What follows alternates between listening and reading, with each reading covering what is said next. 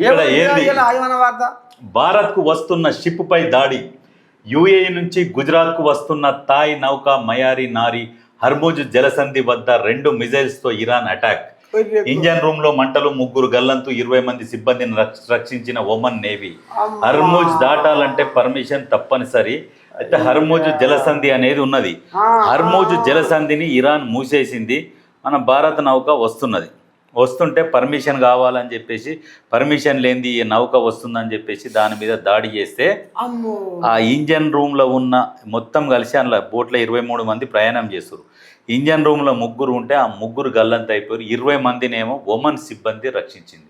Oman దేశం ఉన్నది కదా. అయితే ఈ దాడి వల్ల అమాయకుల ప్రాణాలు కూడా పోతున్నాయి. ఇప్పుడు ఇరాన్ మన పని కూడా చేస్తున్నా.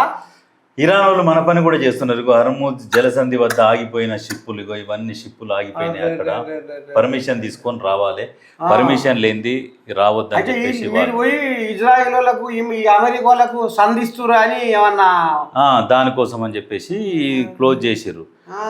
అయితే ఈ యుద్ధం వలన ఎవరికి నష్టం, ఎవరికి లాభం?